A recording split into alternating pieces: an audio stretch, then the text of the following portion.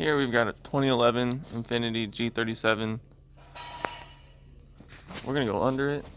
And here we can see it's got a unibody style.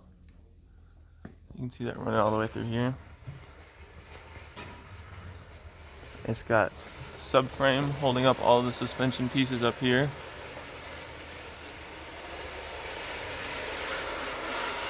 You can see here it's got a SLA style front suspension. Early in class, I went on the Hunter alignment machine and put in all the requirements for the vehicle. As you can see here, these are all the specifications for the front and rear for an alignment, and all of the tolerances as well.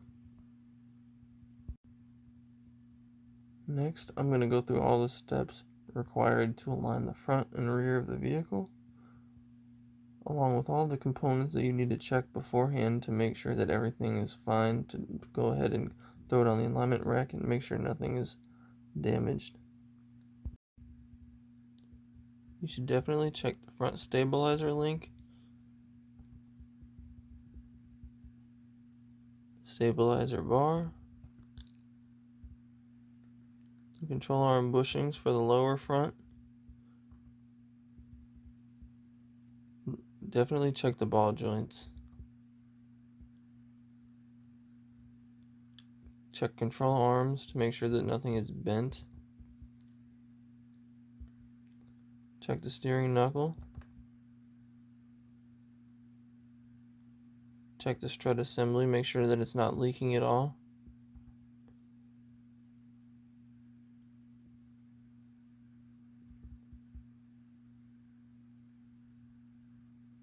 Continue to check control arms. The bushings are very important because if those are messed up, they could definitely add some slop into the movement of the components. Before you can even get started aligning the vehicle, you need to go through all the components in suspension and steering to make sure that nothing is damaged or bent, because that would mess with your alignment and make it harder, if not impossible, to get it within factory specifications. The Hunter alignment rack is a wonderful source because it shows you in real time what all of the components look like that you need to check and what it's supposed to look like. It also gives you an option, as you can see right here, to check green, yellow, or red.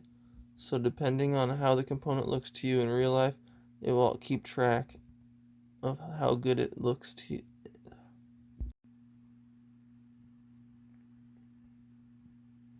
Once you've determined that all of the components are looking fine and not damaged or worn out, then you can go on and continue on to the alignment, which is another reason why Hunter is so wonderful, because it'll show you exactly how to align everything, what tools you need, and what steps to follow.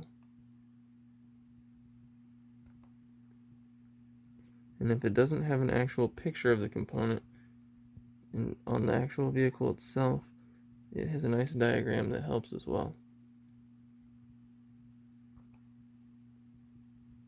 Their diagrams are very thorough, which is wonderful.